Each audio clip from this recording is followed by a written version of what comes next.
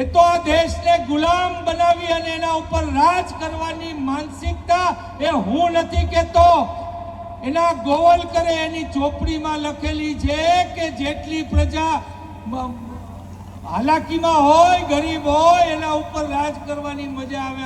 હવે એક બાંયધરી આપી શકીએ કે લડવાનું તો તમારે છે, પણ આગળ અમે રહેશું. એ સરકારના માલિક કોંગ્રેસ નથી, એ સરકારના માલિક તમે બધાય છો, અને મેનેજરે માલિકથી બીવું પડે, એ તમારાથી બીવે, અમારાથી નહીં.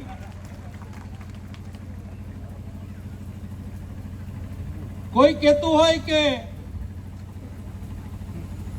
ગાંધીજી અને કોંગ્રેસે આઝાદી લઈ આવી, તો હું એમાં સહમત નથી.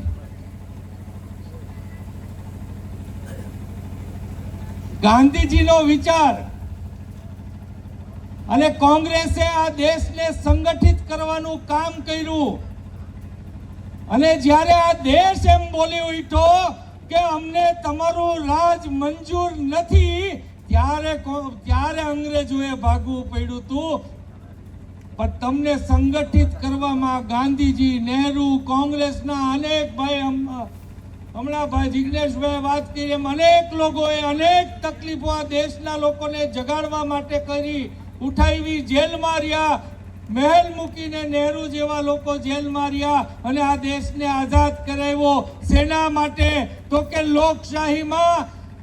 લોકશાહી આપી અને આ દેશના માલિક લોકોને બનાવવા માટે.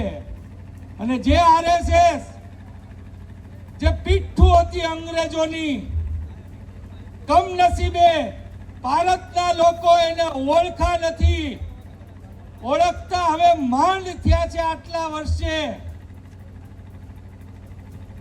એ તો આ દેશને ગુલામ બનાવી અને એના ઉપર રાજ કરવાની માનસિકતા એ હું નથી કહેતો, એના ગોવલકરે એની ચોપડીમાં લખેલી છે કે જેટલી પ્રજા હાલાકીમાં હોય, ગરીબ હોય, એના ઉપર રાજ કરવાની મજા આવે, આવું એને લખ્યું છે.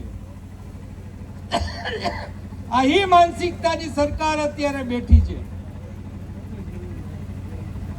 એટલે લડવાનું છે તમારે. હા, હવે એક બાંયધરી આપી શકીએ કે લડવાનું તો તમારે છે, પણ આગળ અમે રહેશું.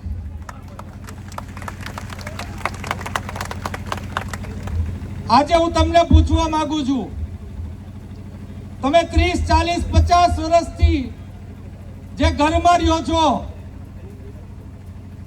એ તમારું ઘર બચાવવા અમે 5 પછી લાઠીઓ ખાવા તૈયાર છીએ.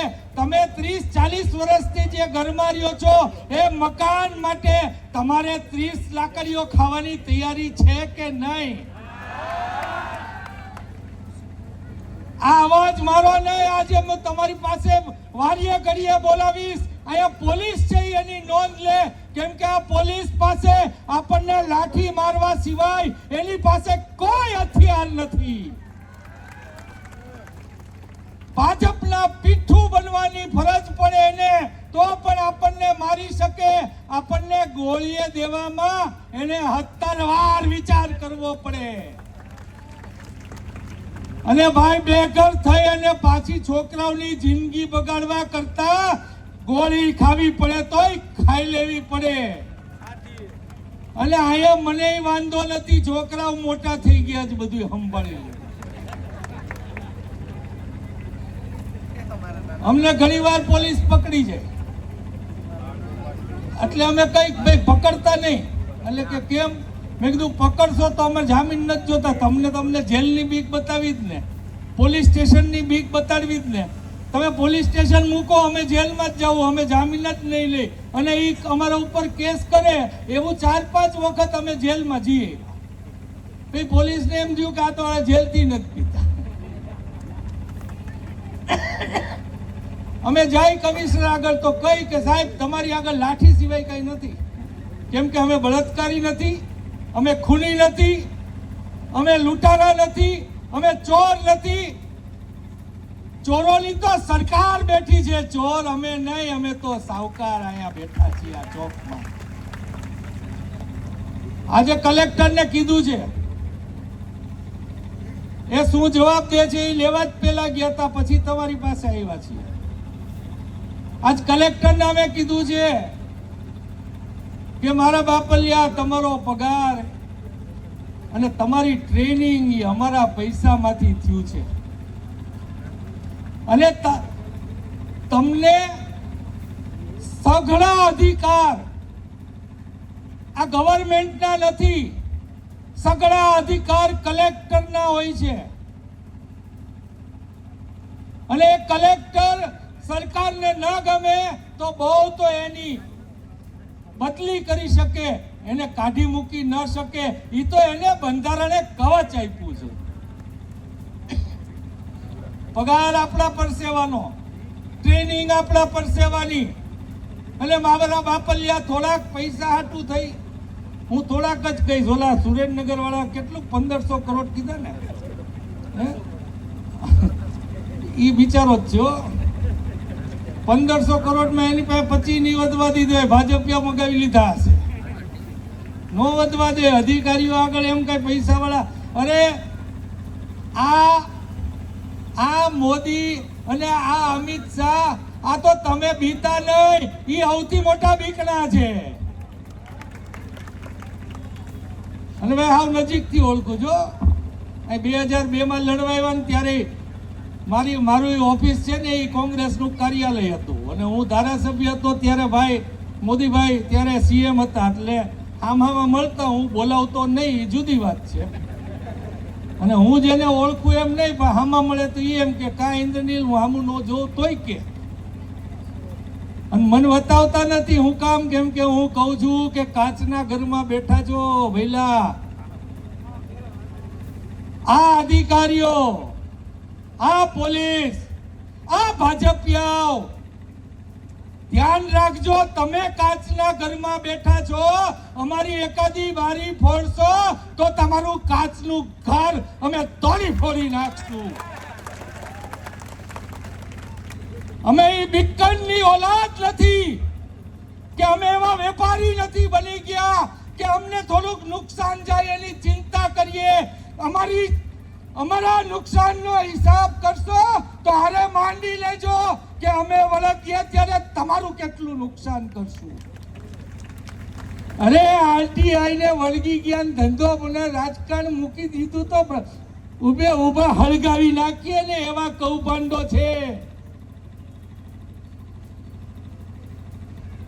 અને મારે પોલીસ કમિશનરને અહીંયાથી કેવું છે, આજે બહુ પૂછાપૂછ થયા હતા અમારા બધા આગેવાનોને. એ કે આજે ક્યાંય રેડ પાડવાના છે કે દારૂની? આખું પોલીસ તંત્ર વળગ્યું તું. રેડ પાડવાના જિજ્ઞેશભાઈ આવવાના હતા. ભાઈ ગઈકાલ રાતના વળગ્યા, ગઈકાલ રાતના વળગ્યા છે. રેડ પાડવાના જ, રેડ પાડી દેવી છે. આપણે ભાઈ કમિશનર ના પાડી હતી નથી અમે કરવાના જિજ્ઞેશભાઈ, પણ જિજ્ઞેશભાઈ એમ કહે છે કે આજ રાતના વાળો ગઈકાલના દારૂના અડ્ડા બંધ કરાવી દીધા છે. હો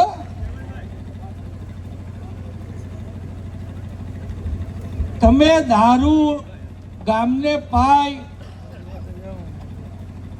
અને ભાઈઓને બેવા કરી અને ઘર ભરો છો તો કમ સે કમ એટલી માનસિકતા, એટલી સમજ રાખે પોલીસને. મારી વિનંતી બે હાથ જોડીને છે કે એટલી માનસિકતા રાખે કે કમ સે કમ એના ઘર વિહોણા ન થાય એ દિશામાં કામ કરે પોલીસ કમિશનર, એવી હું અપેક્ષા રાખું છું.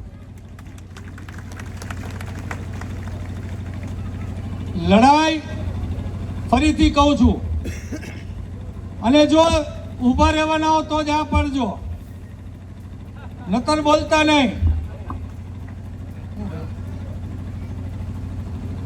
લાઠીઓ ખાવા તૈયાર? અહીંયા પડતા નો એવા લોકો ઊભા રાખે છે, ખાલી સાંભળવા આવ્યા વાય. હે કે લાઠીઓ નથી ખાવી એટલે હાથ ને, લાઠીઓ ન ખાવી હોય હાથ નીચા રાખજો. જેટલા તૈયાર હશે ને એટલા ને લઈને હું પહોંચી વળીશ. લાઠીઓ ખાવા તૈયાર? એકવાર ખાવા તૈયાર? પાછા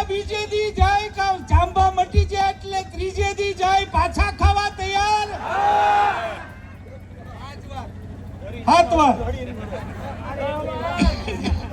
એ ભાઈ તો આ ભાજપ લૂલી થઈ જાય હો સાલા નફટ નાલાયકો બીકણા પોલીસને તો આડી રાખીને વાત કરે મોદી કે શાહ કોઈ દી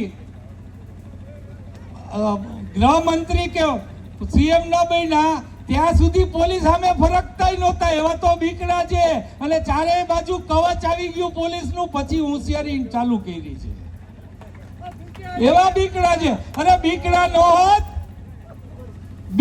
હોત તો છે ને પાકિસ્તાનમાં ઓલા નાના નાના ટેટા ફોડવા નો જાત આઝાદ કાશ્મીરમાં ફોજને મૂકી હોત હવાર લગીમાં પાર પાડી દે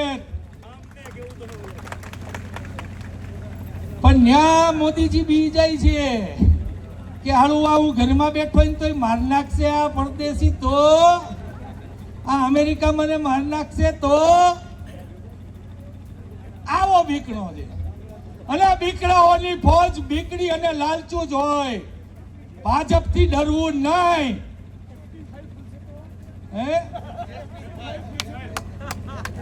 હા ઈ પાછા ચાઇના ગયા હતા ને ઈ બધી ફાઇલો ખુલે ને ઈ તો જુદો ડર પાછો એનો મોદીનો વાત ઈ છે કે આ ભાજપ એવો પક્ષ છે કે જે ડરે અને ડરાવે અને ડરાવે ને એનાથી ડરે હવે આપણે કાં તો ડરવાનું છે અને કાં ડરાવવાનું છે આપણે શું કરવાનું છે એ કહી દો ડરાવવાનો છે કરો દૂચા ડરાવવાના છે